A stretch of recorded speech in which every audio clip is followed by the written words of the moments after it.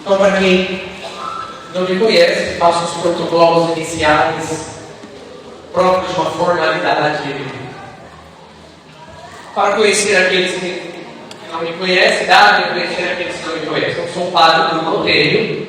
Aqui agora eu tenho que falar o nome inteiro, porque agora na diocese nós temos 4 padres Brunos, né? O padre Bruno Monteiro, Bruno Conde, Bruno Santana, Bruno Batista. Apesar de que é muito fácil saber quem é o padre Bruno Monteiro, é o mais bonito dos padres. Ou de todos os padres, eu concordo com isso. Quem não concorda, saúde pelo Espírito Santo. Quem não concorda, precisa rezar mais um pouquinho. Tenho 34 anos, apesar de parecer que tenho 19, eu também entendo isso. Não precisam ficar fazendo isso. Sou padre aqui há 6 anos, aqui na Diocese de Guarulhos. Amo muito a minha diocese e percebi que amo muito essa diocese. Quando eu fiquei 2 anos fora da diocese, eu percebi o quanto de fato a nossa casa é a nossa casa e no mundo final. Não importa argumentos que possam dizer. A Diocese de Guarulhos é a minha igreja. E onde eu estiver, nessa diocese estou na minha igreja. Eu tinha muita encrenca com o meu bispo, quando eu estava morando aqui antes de ir para lá. Depois que eu morei na Roma, eu passeava tanto meu bispo. Amei tanto meu bispo. Que queira, tudo isso faz parte da experiência familiar que nós vamos viver. Seja com o seu pai, meu pai espiritual como bispo, meus irmãos, que é o clero, os meus filhos, que é o povo de Deus aqui nessa diocese. Tudo isso, de alguma maneira, forma a nossa espiritualidade como padre diocesano e forma a nossa vida própria espiritual, nossa afetividade, nossa vida existencial, nossa vocação. Tudo isso está ali. Então, para quem não sabe, eu morei 2 anos em Roma, onde eu pude me formar, fazendo mestrado em teologia moral. Então, volto lá com o título de mestre em teologia moral e junto com este curso eu já tinha filosofia, teologia, após-graduação em logoterapia e análise existencial de Victor Frankl, na área da psicologia. Sou atualmente formado em mestre em teologia moral, também sou pós-graduado em psicologia teológica e atualmente estou me formando em demonologia e antirologia, sobre anjos e demônios, além da especialização em exorcismo também. Então percebeu que o currículo é grande, né? Tá bom? Não tá? Às vezes eu não falo, tá? Porque o pessoal fala, uma última vez que eu fui falar, me chamaram de metido. Aí se eu não falo, me chamam de metido porque eu quero falar. Então, quer saber, eu vou falar de qualquer jeito. Porque, de alguma maneira, meus irmãos, porque geralmente eu gosto de dizer antes. Porque essas formações não são para mim. Essas formações são para vocês. Uma vez eu recebi um conselho de um padre prudente que dizia: conta para o povo quais são as suas formações. Depois eu escutei padre prudente, porque a prudência dele era melhor para me proteger dos assédios morais que muitas vezes podem acontecer. Mas, conversando com um bispo, muito sábio, ele me disse: é importante que o povo saiba do que você é formado, porque na hora da necessidade o povo sabe para onde correr. E você que estudou tem que estar disponível para ajudar. Então, nos 2 conselhos de prudência, eu tenho que, na minha prudência, também escolher qual que é melhor. Eu escolhi que eu acho que o povo tem direito de saber o que o sacerdote é formado para ajudar também o povo na hora da necessidade. Amém? Amém. Bom, esse sou eu, então, tá? Este é o padre Bruno das minhas formações. Atualmente estou vigário paroquial aqui vizinho de vocês, na paróquia Santa Rita de Casa, literalmente fronteira aqui com vocês, já que uma das minhas comunidades é uma rua de diferença de fronteira com vocês, que é Santa Isabel de Portugal, aqui com vocês. Amém? Amém. Vamos lá? É uma maravilha poder falar sobre a Eucaristia, meus irmãos. É maravilhoso e uma responsabilidade imensa. Todos aqui, mais ou menos, que já participam das minhas pregações, das minhas palestras, já sabem que eu não costumo me perder naquilo que eu estou falando. Então, quem quiser levantar a mão para fazer uma pergunta ou interromper por algum momento, pode fazer isso. Se eu começar a falar rápido demais, que é a tendência de quem é aceleradíssimo, como eu, por favor, levante a mão e diga: padre, está muito rápido. Se eu falar difícil, vou continuar falando difícil. Se eu falar muito fácil, melhor para vocês, tá bom? Então, algumas vezes eu vejo mudo, meus irmãos têm que ficar sempre assim. Vocês estão trabalhando sobre a encíclica, né? A igreja, a encíclica do Papa João Paulo II, a Igreja da Eucaristia. É talvez uma das encíclicas mais bonitas do nosso tempo. Talvez uma das mais importantes. Porque ele vai centralizar e vai colocar, inclusive, os capítulos finais, que eu vou abordar com vocês, que a grande importância e a centralidade da vida católica é a Eucaristia. E isso nós vamos ver nas páginas do Evangelho, que também é a visão de uma pessoa muito importante da nossa fé, que talvez vocês conheçam, Jesus Cristo. Vocês conhecem? Então ele mesmo vai dizer isso. Ele mesmo vai mostrar que ele é a coisa mais importante da vida de uma pessoa, da vida da igreja e da vida do ser humano. Na verdade, ele é a pessoa mais importante da nossa realidade. E eu quero parabenizar a Paróquia Santa Luzia, porque, graças a Deus, no Congresso Eucarístico, eu estou vendo a igreja cheia, né, em torno da Eucaristia, durante esses 3 dias, e da manhã, que vai ser o dia de Corpus Christi, em que vocês estão focados, interessados, estudando e de alguma maneira buscando conhecer mais dessa realidade eucarística, principalmente no nosso tempo hoje que está tanta coisa, tantas coisas sendo oferecidas para nós. Agora nós temos o CT novamente voando, né? O CT de Varginha voltou agora a voar no Brasil. Todo mundo está interessado para saber quem é o equilíbrio que está andando no nosso país. Bom, isso não importa. Se existe ou não existe ET, Jesus é mais importante do que ele, não é? Então, que bom, parabéns a vocês que estão focados e mais interessados em Jesus Cristo do que nos ETs. Amém? Amém. Só que me perguntaram com isso um monte, às vezes eu não tenho um monte de ET também, tá bom, gente? Bicho estranho, é normal. Vamos lá, então, vamos abrir a página do Evangelho, no Evangelho de São João, capítulo 6. Vou começar no Evangelho de São João, capítulo 6.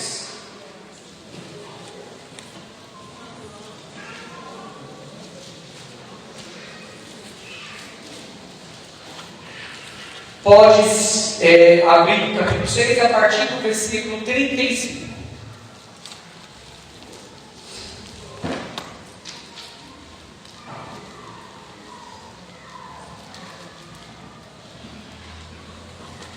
Amém? Amém. Então, no Evangelho de São João, capítulo 6, a partir dos versículos 35. Uma explicação rápida para vocês. O Evangelho de São João, se vocês prestarem bem atenção, é o único dos 4 evangelhos que não possui uma narração da última ceia. Somente os evangelhos sinóticos. Quais são eles? Mateus, Marcos e Lucas. Somente os 3 primeiros evangelhos sinóticos é que possuem a narração da última ceia. O Evangelho de São João, ao contrário, durante o capítulo da última ceia, ele coloca a oração sacerdotal de Jesus sobre a peça. É isso que está contido lá, né, no Evangelho de São João. Porque João prefere colocar toda a realidade eucarística, todo o discurso eucarístico de Cristo neste capítulo 6.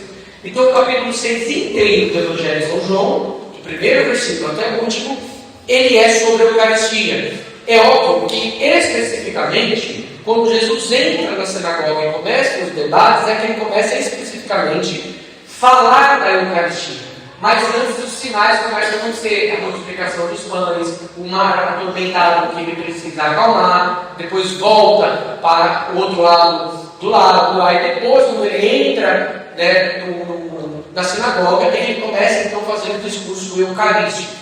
Na multidão, ele alimenta a multidão, e todas essas partes vão preparando e mostrando quem é Jesus. Ele é Deus, ele alimenta, ele é a providência, é o Senhor do tempo, ele é o Senhor da história, é o Senhor da natureza. O capítulo 6 ele é riquíssimo, né? Talvez ele é um dos capítulos mais ricos que nós temos, né, na página do Evangelho de São João. E ele termina os seus finalmente, ele começa a descrever, ele começa a pontuar, ele começa a direcionar o famoso discurso eucarístico do pão do céu. E é isso aqui que nós vamos ler. Nós vamos caminhar por algumas páginas da Bíblia hoje, mas nós vamos nos focar de modo especial nessa parte. Bom, vamos lá. A minha tradução talvez seja um pouco diferente, mas eu tenho que estar com uma tradução também diferente. Então, com a Bíblia de Jerusalém, outra com a Bíblia Pastoral, outra com a Bíblia Maria, outra a Bíblia da CNBB, então não tem problema. Vamos lá. Versículo 35. E Jesus disse-lhes: Eu sou o pão da vida.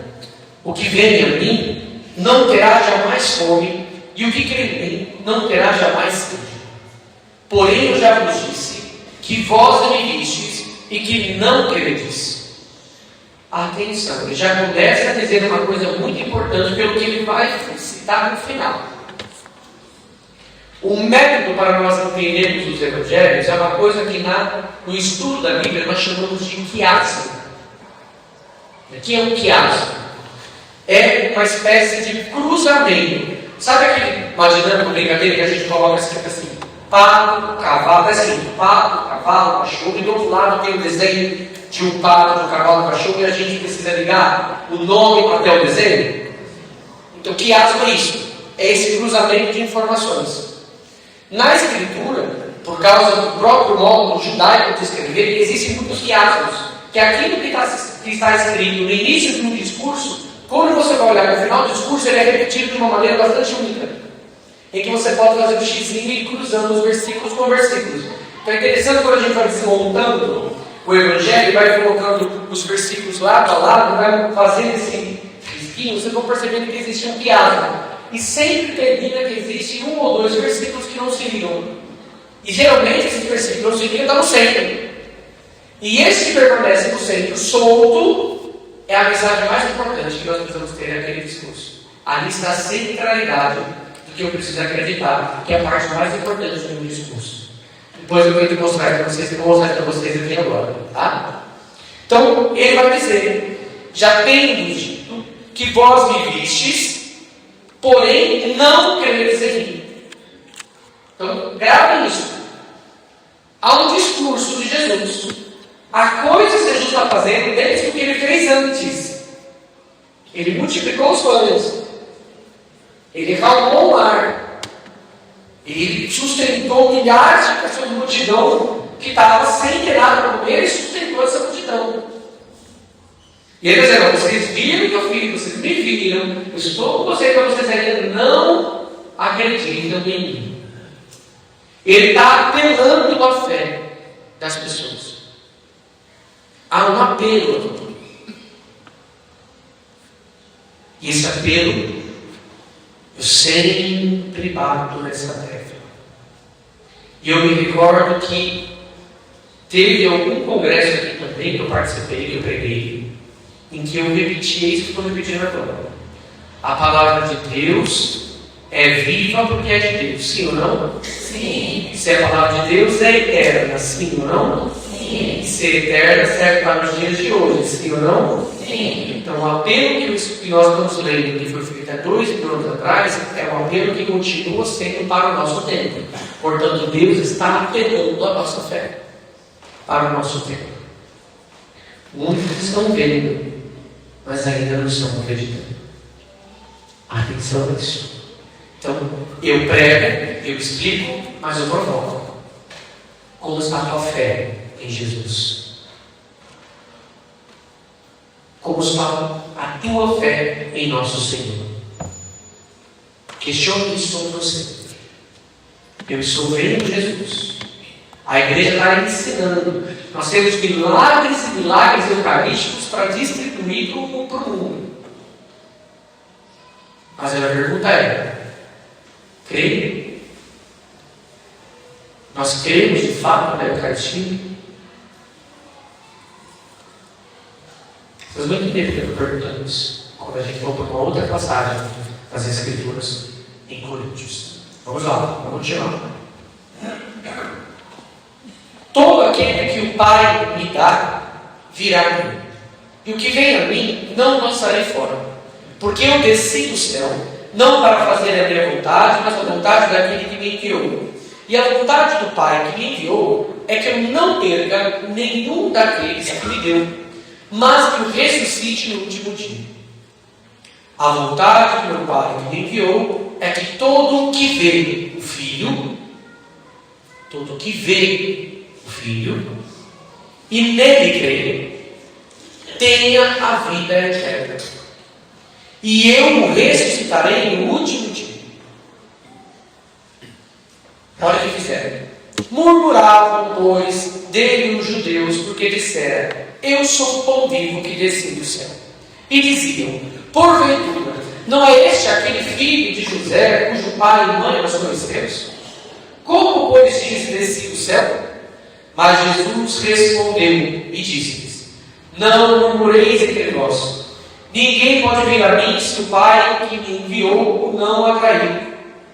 E eu o ressuscitarei no último dia. Está escrito nos profetas, e serão todos ensinados por Deus. Portanto, todo aquele que ouviu e aprendeu do Pai, vem a mim. Não porque alguém tenha visto o Pai, exceto aquele que veio de Deus, esse o viu.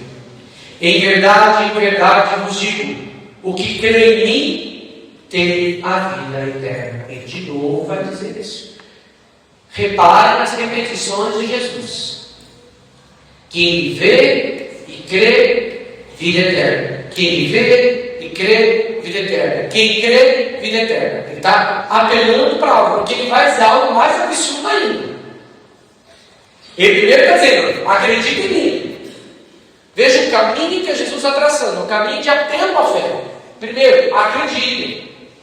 Acredite em mim. Não murmure. Acredite. Acredite. Não reclama. Não recua. Só acredite. Ele está apelando. Acredite. Acredite. Acredite. Acredite. E olha como ele vai continuar. Eu sou o pão da vida. Já não é mais o pão vivo. Agora é o pão da vida. Vossos pais comeram o maná no deserto e morreram. Percebe o que ele está fazendo? Eu sou o pão da vida. Vossos pais comeram o pão do maná e vida e morte. Olha o que ele está colocando aqui. É muito importante nós lermos paus argumentos, porque senão a gente se perde e a gente deixa passar detalhes importantes. Nós já deixamos passar um monte aqui, porque nós somos humanos, né? Mas veja que há dois detalhes aqui. Se ele é o pão da vida, qual que é o único maná que dá a vida eterna? Qual que é o maná que dá a vida eterna? Ele. O outro maná não dá a vida eterna. Sustentava apenas para a vida terrena. Mas por que isso é um absurdo? Porque Jesus está tocando numa ferida muito séria aqui. O maná no deserto, meus irmãos, é um dos milagres mais extraordinários que os judeus viveram. É o sustento de 40 anos que os judeus tinham. Por 40 anos no deserto, Deus mandando comida do céu. Tanto que na Arca da Aliança, que era o que é para os judeus o objeto mais sagrado de todos, do Antigo Testamento, 3 coisas existiam lá. O cajado de Arão, que era o sinal da autoridade, ou cajado de Moisés, pode ser qualquer um dos dois, mas Arão, que é o cajado da autoridade divina. Tinha as tábuas dos 10 mandamentos, ou seja, as tábuas da lei. E tinha o que mais? O maná do deserto. De tão sagrado que era, estavam juntos, todos guardados na Arca da Aliança. E Jesus está dizendo: eu sou o pão da vida. E o maná que vocês comeram, os pais comeram no deserto, apesar de vocês comeram. Veja aqui o que ele está tocando. Aquilo que vocês veneram como vida não é o que vai dar vida a vocês, sou eu. Aquele maná aponta para mim. Aquele cajado aponta para mim. Aqueles mandamentos apontam para mim. Alguém já ouviu Jesus falando: eu sou o caminho, a verdade e a vida? Isso é nada mais do que a Torá. A Torá é chamada de caminho, verdade e vida. Quando Jesus fala: eu sou o caminho, a verdade e a vida, ele está dizendo: eu sou a nova Torá. É a mim que vocês têm que ouvir agora. É a mim que vocês têm que obedecer para ser fiel aos mandamentos. Eu sou o cajado, porque eu sou a autoridade. Eu sou os mandamentos, porque eu cumpri, eu sou Deus. E eu sou o pão vivo descido do céu. Olha o que ele está dizendo. Ou seja, de alguma maneira, ele está colocando abaixo dele tudo aquilo que para os judeus era o ápice da fé. Estão entendendo que cada bexiga em respeito? Depois o homem não queria morrer porque eu sei. Ou seja, O homem está ali anunciando algo sério. Só que ele está dizendo, crê em mim. Porque agora ele vai começar a provocar. E ele está provocando mesmo. Olha só. Eu sou o pão da vida. Vossos pais comeram maná do deserto e morreram. Mas este é o pão que desceu do céu, para que aquele que dele comer não morra. Atenção. A palavra comer aqui, no grego, está escrito o termo trogon. Trogon não é, a tradução não é comer. É que toda vez que vai se traduzir isso, seja para o italiano, seja para o espanhol, seja para o português, ele perderia a poética do texto. E os tradutores precisam ter uma certa poética para não ficar um texto seco. Ficaria muito feio o texto. Trogon não significa comer, significa mastigar. Jesus está dizendo todo aquele que mastigar, não é só comer. Claro, mastigar significa comer. Então nós pegamos a palavra mais próxima na tradução. Mas o termo é mastigar. E eu quero que vocês gravem isso, porque isso aqui vai ser muito importante quando os judeus se questionarem o que Jesus está dizendo aqui. Porque se é só comer, pode ser simbólico. Então não teria motivos para os judeus ficarem assustados. Mas os judeus ficam assustados. Porque não é só comer, é mastigar. E mastigar não se mastiga vento. Não se mastiga conceito. Se mastiga uma coisa concreta. Sólida. Isso é muito importante. Olha o que vai dizer agora. Eu sou o pão vivo, quem comer deste pão viverá eternamente. O pão que eu darei é a minha carne para a salvação do mundo. Ele piora a coisa. Agora está dizendo que o pão é a carne dele que precisa ser mastigado. Vocês estão entendendo o susto que alguém escutando isso poderia tomar? Olha o versículo 53, o que eles fizeram agora?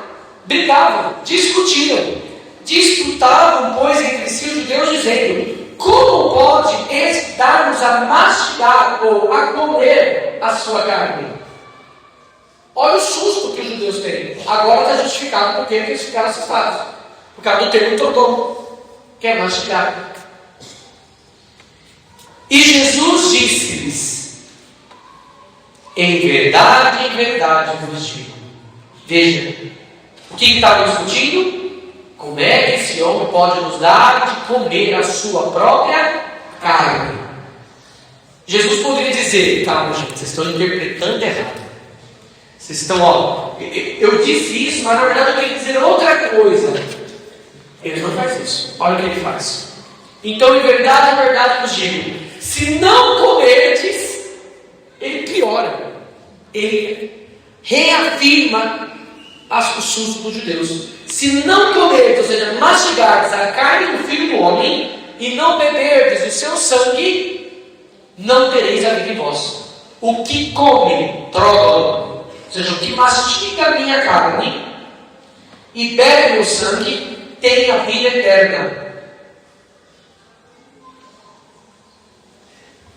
Quem crê em mim tem a vida eterna.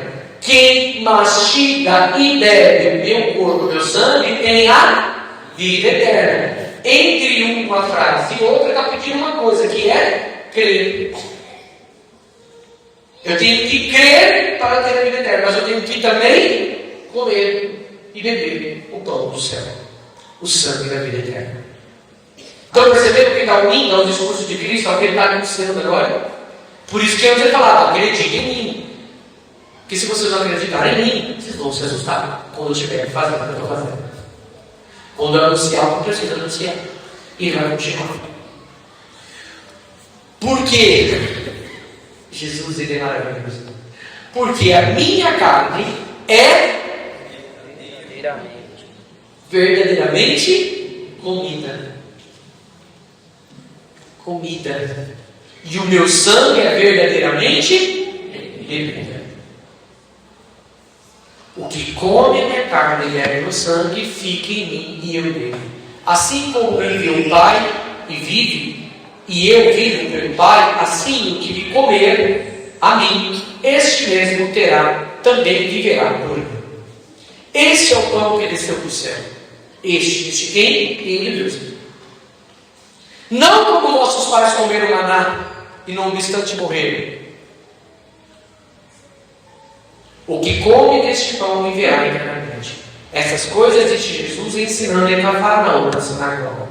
Agora o que aconteceu? Muitos, pois, de seus discípulos ouviram isso e disseram: dura é esta palavra, e quem a pode ouvir? Porém Jesus, conhecendo em si mesmo que seus discípulos murmuravam, por isso lhes disse: isto vos escandaliza? E se vós virdes subir o Filho do Homem para onde estava antes? É a ascensão do Senhor. O Espírito que vivifica, a carne para nada aproveita. As palavras que eu vos disse são Espírito e vida.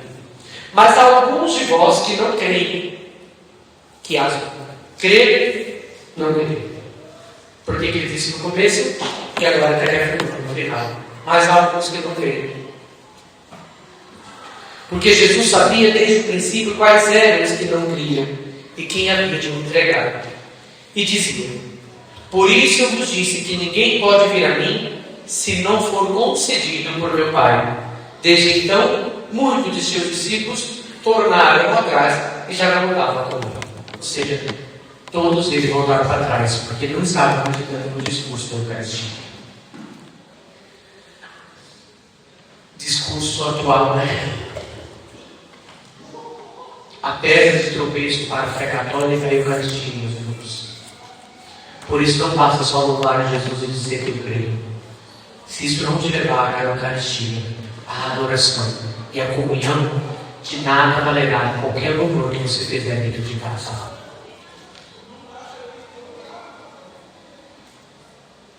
É forte isso, não é? De nada valerá.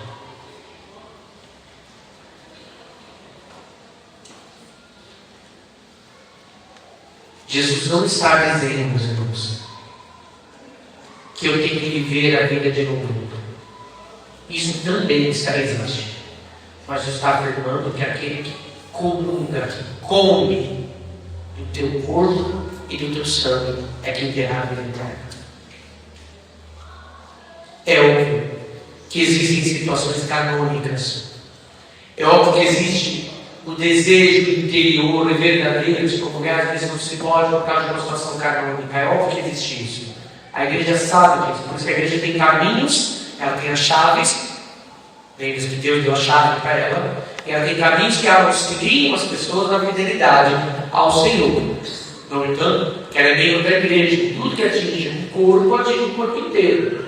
Assim, quando eu corto o meu dedo, não é o meu dedo que sente dor, é o corpo inteiro, é o Bruno que sente dor. Assim também a igreja cuida dos seus. Entendemos isso. Mas ainda assim, o fato de entendermos situações específicas do mundo, o fato daquilo que Jesus ensinou. Estamos quentes aqui? Estamos claros aqui? Olha como ele vai continuar. Deixa eu ver aqui. Por isso Jesus disse aos 12. Vocês entenderam o que foi dito aqui? Muitos deixaram de seguir Jesus, certo? É uma multidão. Olha a sequência do versículo 56. Por isso Jesus disse aos... Quantos que sobraram da multidão? Só os 12. Aquela multidão toda deixou Jesus. Só ficou os 12 apóstolos. Então ele vai dizer para os 12: quereis vós também retirar-vos? Vocês também querem ir embora? Vocês também querem deixar por causa desse discurso? Mas Simão Pedro respondeu: Senhor, para onde iremos? Só tu tens palavras de vida eterna.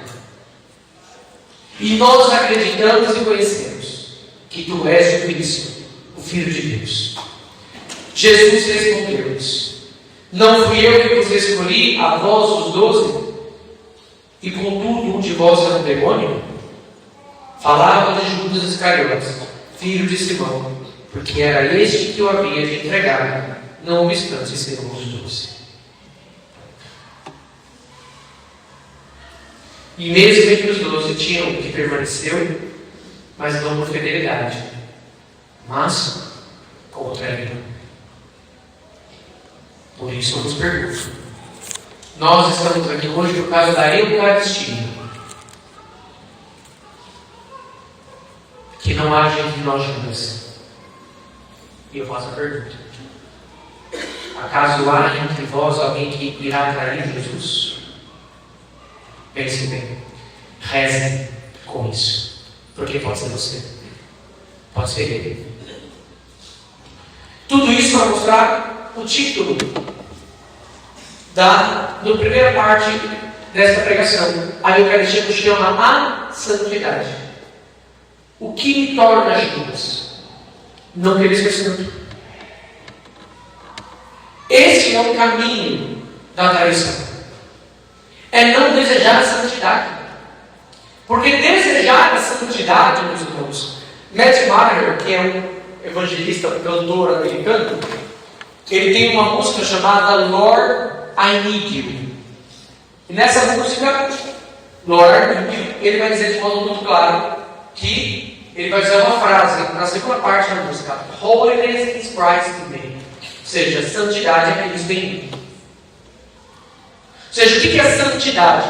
É buscar estar em Cristo o tempo todo. É buscar fazer aquilo que na missa o Padre anuncia: por Cristo, com Cristo e em Cristo. É buscar viver uma vida de intimidade plena com Jesus. Intimidade de pensamentos, de palavras, atos e comunhão, não omissão. Ou seja, entregar os teus pensamentos, entregar o teu corpo, entregar o teu coração, a tua alma, o teu falar, o teu sentir, o teu descansar, o teu caminhar a Jesus Cristo. Pode fazer. Peraí. E da carne, ele o sangue de Cristo, ele nos deu pela lei do Espírito. Por que só o Espírito não basta? Excelente pergunta. Que eu vou explicar com isso. Vou finalizar essa aqui e vou explicar isso para você que já entra na próxima parte, tá? Então vocês entenderam a pergunta dele, né? Jesus não entregou somente a carne e o sangue, mas entregou também o Espírito. E ele perguntou: por que não bastou só o Espírito para nos salvar? Isso a gente vai, eu já vou entrar para explicar, porque isso é uma pergunta excelente. Pode aplaudir a pergunta dele. Essa pergunta, ela é a chave do que eu estava dizendo aqui. Ou seja, o que é santidade então? É buscar Cristo. Buscar estar em total comunhão com Jesus Cristo e não se isentar dele, não se afastar dele, não estar longe dele. Certo? Então, essa deve ser a nossa busca. Essa deve ser a resposta humana. Buscar estar o tempo todo em comunhão com o Senhor em tudo que fazemos. No sentir, no pensar, no agir, no falar, no relacionar-se, tudo. Absolutamente tudo tem que estar em comunhão com Cristo. Não é fácil. Absolutamente não é fácil. Mas existe uma situação. Quem aqui, levante a mão, não tem pecado? Levante a mão. Ninguém aqui não tem pecado? Quem aqui é pecador? Levanta a mão. Perfeito. Portanto, se eu sou pecador, se eu tenho mancha, se eu tenho pecado, qualquer coisa que eu fizer para Deus será imperfeita. Por isso, os sacrifícios do Antigo Testamento não alcançavam o sinal do perdão pleno na nossa vida. Era apenas um modo de refazer a aliança. Mas por isso que o profeta Ezequiel, o profeta Isaías, estava prometendo uma aliança eterna.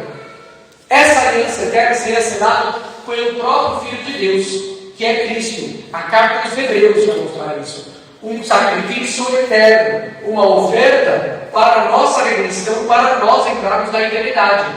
Basta ler a carta dos Hebreus, é o grande discurso do sacerdócio de Cristo, que oferece algo eterno para nos salvar. Então foi Ele que na cruz, morto em santidade, por mim e por você, que pagou o preço dos nossos pecados, porque Ele morreu por causa dos nossos pecados, amou o Pai até as últimas consequências, porque na cruz eu não vejo só alguém que é morto, na cruz eu vejo o Cristo que ama, o Cristo obediente, o Cristo que morreu por nós, e também eu vejo as consequências do pecado humano, porque Ele está na cruz por causa da gente, por causa dos nossos pecados, mas por causa dele e disso que Ele fez por nós, as portas do céu foram abertas e nós fomos perdoados dos nossos pecados. E quem o ama, quem o aceita e quem vive isso, esta vida que Ele está nos dando, esse chegará à vida eterna. Quem crê em mim, terá a vida eterna. Quem comungar do meu corpo e do meu sangue, terá a vida eterna. Ponto. Agora, o que me leva a estar em plena comunhão com Jesus? O que me leva a ter esse amor desperto em meu coração para uma coisa chamada graça. E o que é a graça de Deus na alma humana? O Espírito Santo. E agora vem a resposta. É o Espírito Santo. O que o Espírito Santo faz? O Espírito Santo ele pode ser adorado, sim ou não? Porque ele é. Mas o Espírito Santo apareceu, se manifestou para ser adorado, sim ou não? Não. É por isso que não basta o Espírito Santo. Porque o Espírito Santo, apesar de poder ser adorado e deve ser adorado, ele não se manifestou para ser adorado. A missão do Espírito Santo é nos conduzir, nos unir a Cristo Jesus. Não é missão do Espírito Santo quando nós não chamamos o Espírito Salvador, mas o Espírito do Salvador. Nós não chamamos o Espírito Redentor, não. É Cristo que é o Redentor. Foi Cristo quem morreu na cruz por nós. Foi Cristo quem nos ensinou. Foi Cristo quem nos educou. O Espírito Santo ele nos relembra, educa no que é obscuro, mas nos conduz ao amor a Jesus Cristo. Porque quem é o caminho, a verdade e a vida? Jesus Cristo. Por isso que o Espírito Santo não passa. Porque não é a missão dele fazer isso. A missão do Espírito é nos conduzir ao Redentor. E conduzidos a Cristo, ou seja, configurado a Cristo, tornando a minha vida configurada a Ele. E quando eu me dirigir ao Pai, em nome dele, o Pai olhará para mim e não vai me enxergar eu somente, mas vai me enxergar configurado em... E o Pai ama Jesus. Se ele enxerga Jesus em você, o que ele passa a fazer? Te amar totalmente. E ele te acolhe. Mas quem me configura a Cristo? Quem me une a Cristo? Quem me torna semelhante a Cristo? O Espírito Santo. Esta é a missão. Então isso aqui é muito profundo. Por isso é uma resposta. Por que não bastou o Espírito Santo? Porque é a missão dele. Agora, o Espírito pode me salvar? Ele é Deus, é claro que pode. Só que não é o que ele fez. Não é a missão dele. Aqui que está a questão. Existe uma heresia na igreja chamada voluntarismo. E muitos cometem, tá? Muitos padres cometem essa heresia. O que é a heresia do voluntarismo? Deus é onipotente, sim ou não? Sim. Logo Deus pode fazer tudo o que ele quiser, sim ou não? Sim. Logo ele poderia criar uma bola quadrada, sim ou não? Sim. Não. Isso é voluntarismo. Isso é achar que Deus, por poder tudo, pode fazer um absurdo. E aí está o erro. Deus não faz o absurdo, porque ele não se contraria.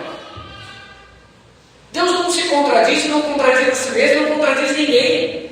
Deus não se engana e não engana ninguém. Então Deus não pode criar uma coisa que é absurdamente absurda em si mesmo. Então Deus não criaria uma bola quadrada. O Kiko nunca vai ter uma bola quadrada. Ou seja, porque isso é voluntarismo. Quer achar que é só porque Deus vai fazer tudo, ele quer fazer tudo. Isso é voluntarismo. Não. Deus vai fazer aquilo que é necessário, que é revelado, que é coerente com as coisas da salvação. Para que Deus iria criar um dragão se ele quisesse? Não faz sentido nenhum, meus irmãos. Deus vai fazer coisas que é para a tua salvação. E o que nós podemos falar de Deus? É o que Ele revelou. E o que a Escritura revelou?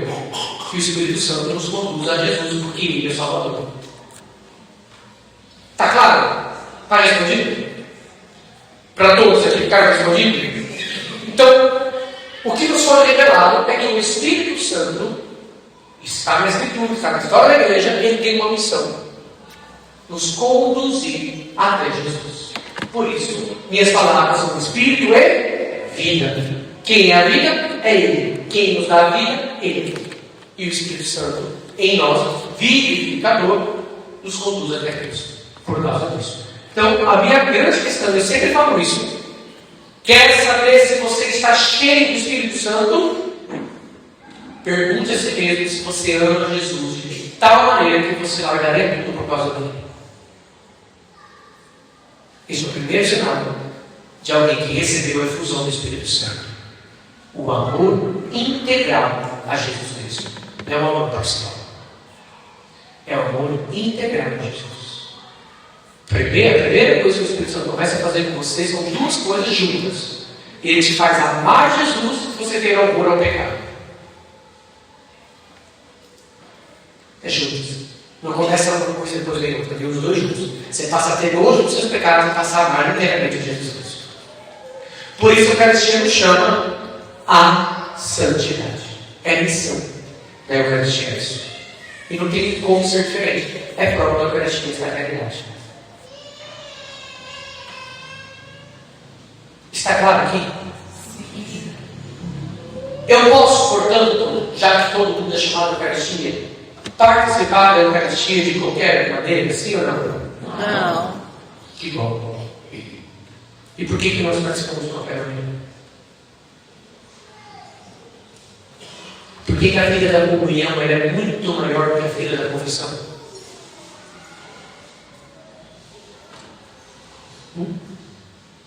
Fortíssimo. Então, supõe que nós precisamos começar a refletir sobre isso. Tá bom. Pastoralmente, nós temos respostas. A filha da comunhão é maior, porque a filha da confissão não teve um, que às vezes o padre não está disponível para atender todo o nosso horário. Tudo isso é verdade. Mas mesmo assim, era para a demanda ser muito maior, porque quanto maior a demanda, maior a crise dos padres vai ter que atender vocês. Mas você não tem demanda, porque o povo é confissão. E nós precisamos fazer algo para nos despertar para a santidade e a Eucaristia. Isso não é o padre que está dizendo, é a Sagrada Escritura. Palavra 1 Coríntios 11.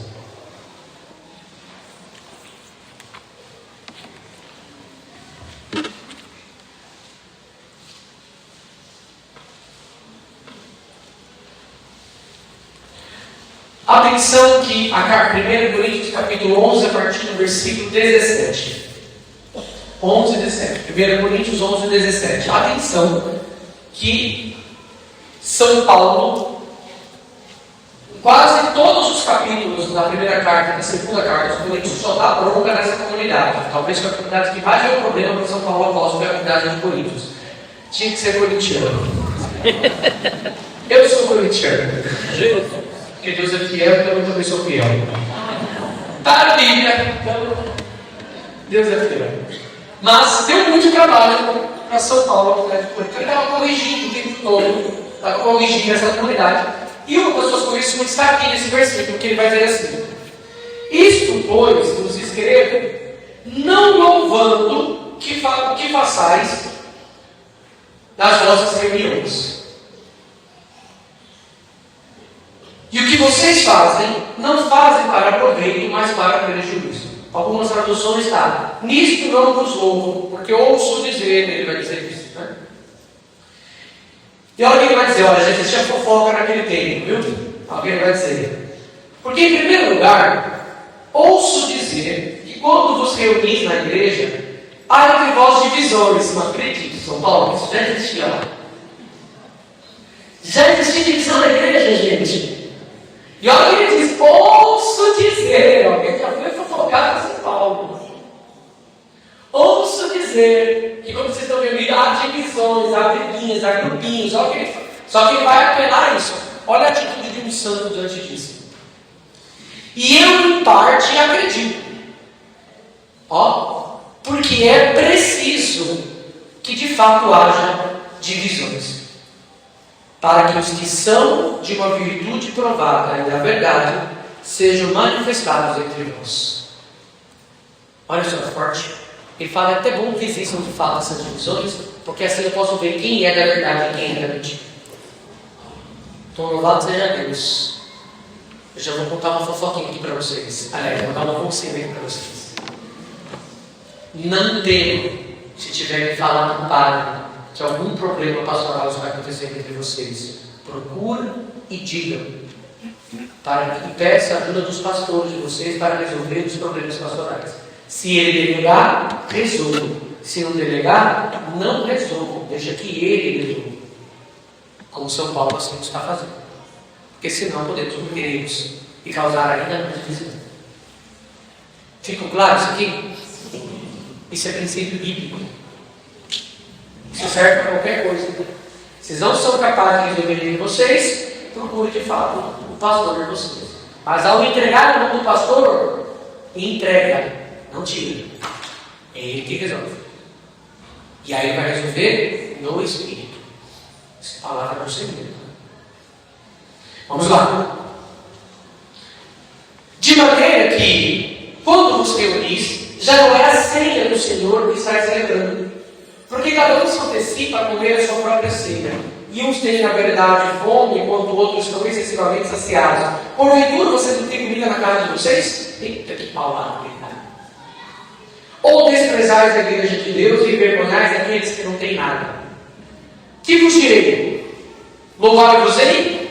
Nisto eu não vos louvo. Agora começa. Porque recebi do Senhor que também vos ensinei. Que o Senhor Jesus, na noite em que foi entregue, tomou o pão e, dando graças, o partiu e disse: tomai e comei, isto é meu corpo, que será entregue por vós. Fazei isto em memória de mim.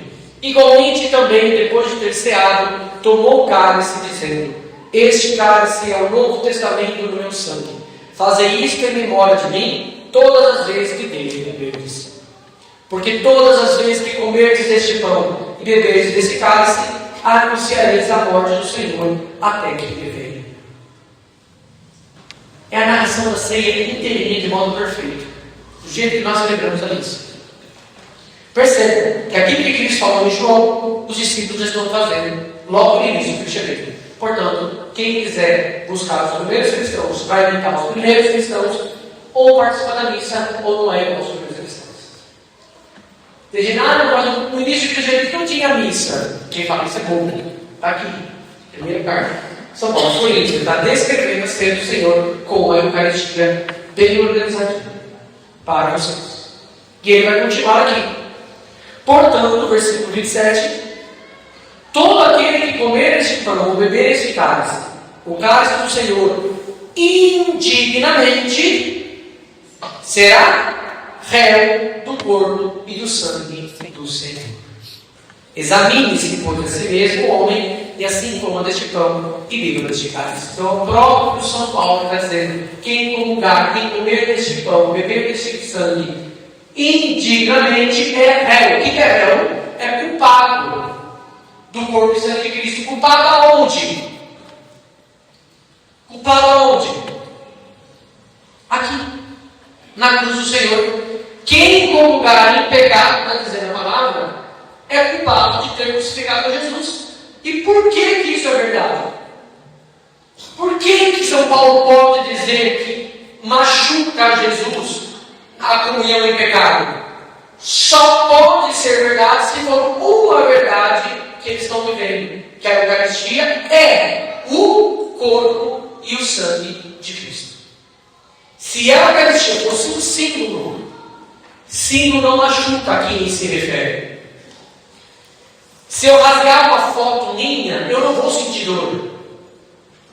Se eu cuspir numa foto minha, eu não vou sentir dor. Porque aquela foto não sou eu. Ela me representa, mas não sou eu. Mas se eu sou culpado por ferir o próprio Cristo ou comungar em pecado, o que significa? Que aquela comunhão é o corpo e o sangue de Cristo. Você está entendendo que é a Escritura que está dizendo isso?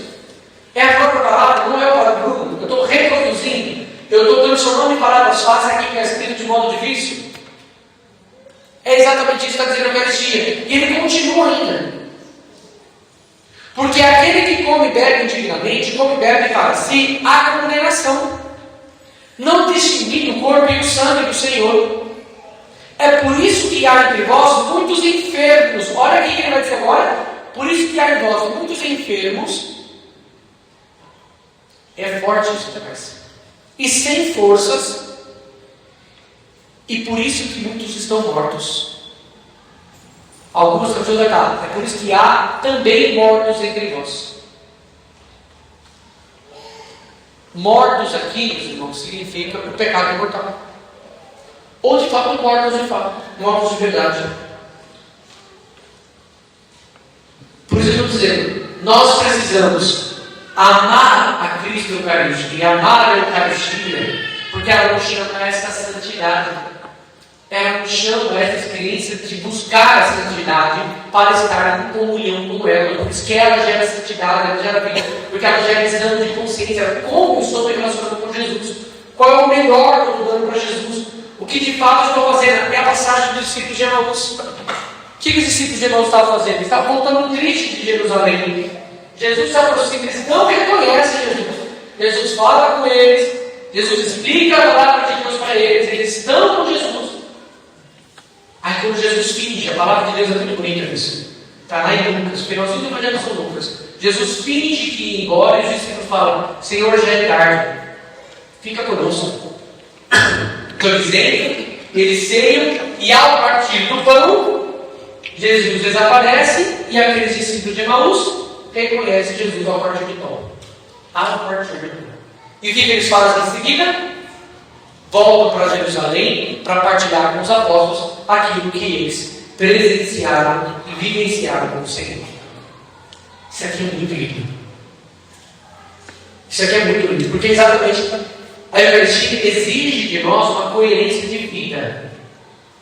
A Eucaristia exige de nós que não haja contradição no nosso modo de viver, no nosso modo de pregar, no nosso modo de rezar, mas que haja uma comunhão plena com Deus. Então, ao voltarem, eles voltam por uma missão, porque a Eucaristia também nos chama aqui, anunciada. Se ela é o bem mais precioso, se ela é Cristo, ela é a fonte da vida eterna, se ela de fato é Cristo na terra e é a santidade em nós, o que eu tenho que levar para os nossos irmãos? A Eucaristia. E eu tenho que trazer para a experiência eucarística, para a experiência da comunhão, de ter Cristo em nós. Quando ele fala muito doente entre vós, há muitos enfermos e fracos, porque a Eucaristia é fortaleza para o homem. A Eucaristia, ela cura doenças, irmãos. Eu preciso dizer uma coisa aqui, que pode soar loucura se dizer isso do século XXI, mas eu tenho que dizer, meus irmãos, a Eucaristia, ela pode curar até a pior doença que você tiver na tua vida, seja física, psicológica ou espiritual. Eu não estou, atenção, não estou dizendo com isso que nós não temos que ter médicos, não é nada disso. Eu não estou dizendo com isso que eu não tenho que tomar remédio, não é nada disso. Não é nada disso, veja que a minha pregação nem está entrando nessas palavras. O que eu estou dizendo é, ainda que possamos ter a melhor medicina do mundo, quem cura o homem é a Eucaristia.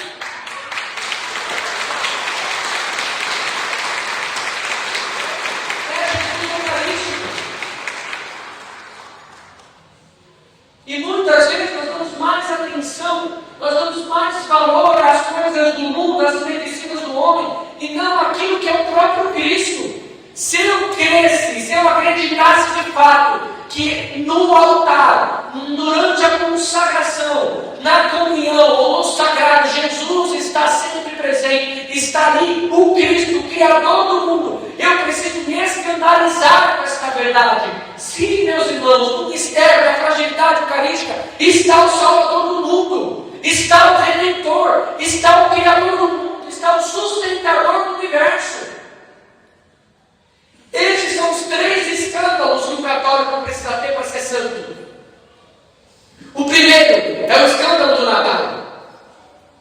Porque quando eu olho para aquela criança frágil, uma manjedoura, eu tenho que saber olhar para a criança frágil, uma manjedoura, eu tenho que saber ver nela, isso eu digo, o Criador do universo.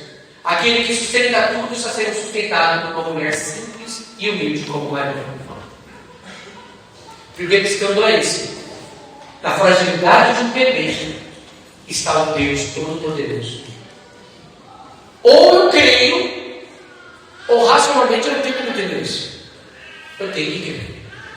Segundo escândalo, eu tenho que crer que o Salvador, o Deus da vida, está pendurado numa cruz.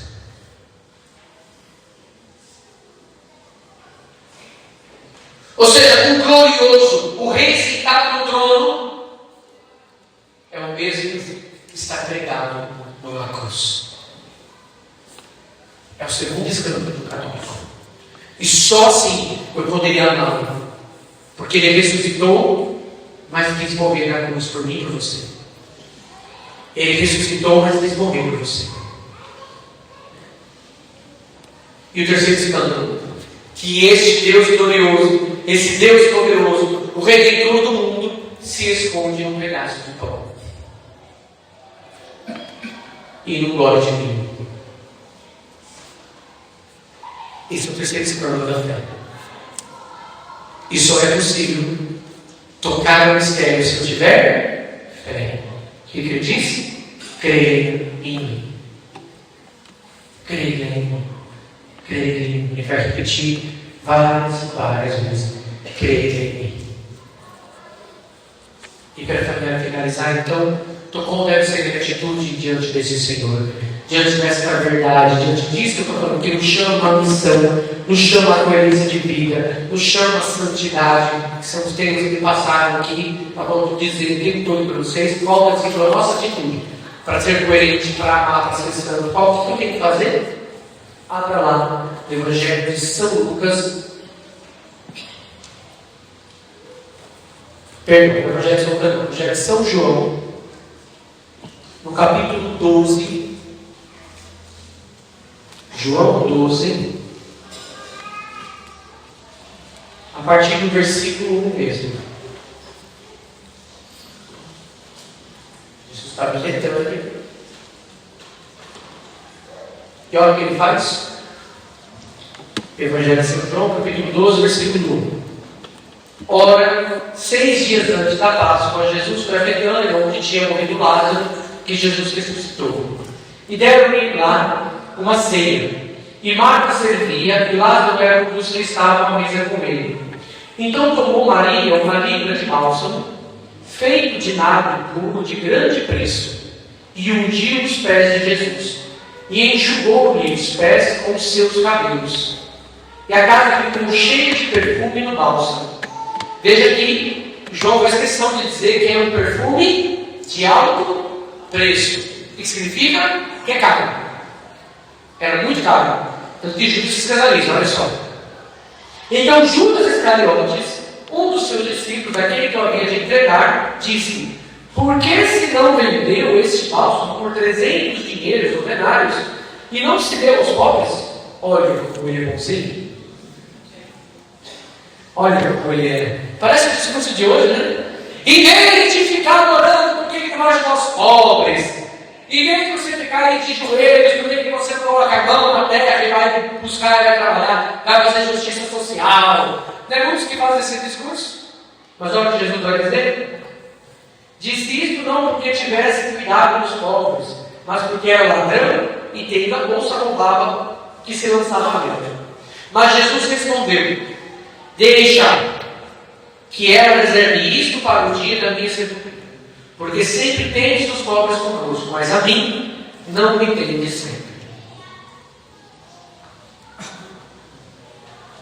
Ficou claro o que nós devemos fazer para amar Jesus? Jesus não repreendeu porque ela colocou perfume caro aos pés dele, mas ele disse: deixa que ela faça isso. Sabe por quê? Qual é o primeiro mandamento? Então tudo que você tem pertence ao Senhor, deve ser colocado aos pés dele. Mas mais valioso que o bálsamo, mais valioso que o perfume, mais valioso que o ouro, mais valioso que qualquer coisa que você possa ter, o que é o mais valioso em você? A vida. O que, portanto, você precisa derramar aos pés de Jesus para honrar com tudo que você tem? A sua vida. É a sua vida que Jesus está pedindo. Você só vai amar de fato quando você aprender a doar a tua vida por Ele. porque Ele não deu nada menos do que a própria vida por você na cruz e a entregou na Eucaristia, para que colocando você tivesse a vida, e não fosse uma vida qualquer, mas a vida eterna, que o Espírito nos conduz para amá-lo com a nossa vida, com a coerência de vida, com santidade, e amando, aí sim podemos levar às outras pessoas este amor caridoso, esse amor maravilhoso que Ele deu para nós na sua cruz e na Eucaristia. Então, quando olharmos para a Eucaristia, não é só um ritual. Quando olhar para a Eucaristia, não é só mais um sacramento.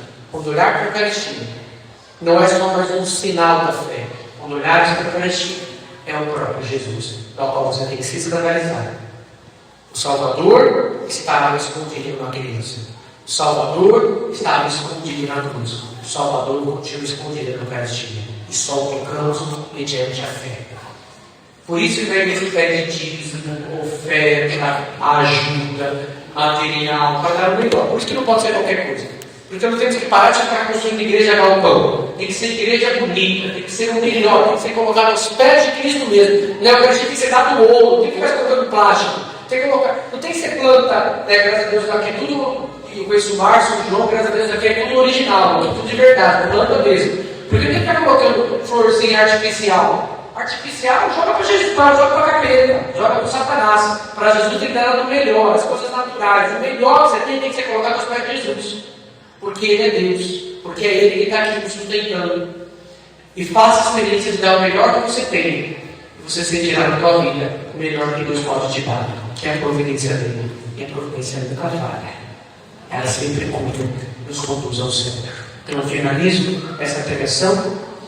Nós vamos fazer uma adoração agora com Jesus. Vamos ter que terminar com Ele, vamos ter que amá-lo na nossa vida. Mas eu vou mostrar tudo para você nessa pregação.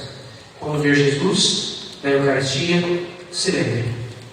É o Criador, é o Salvador, é o Redentor, é o amor, é Jesus, é Deus que está diante de nós. Diante desse mistério, a minha vida tem que ser entregue, porque na Eucaristia Ele nos doou a própria vida. Ele nos deu Ele mesmo. Amém? Amém.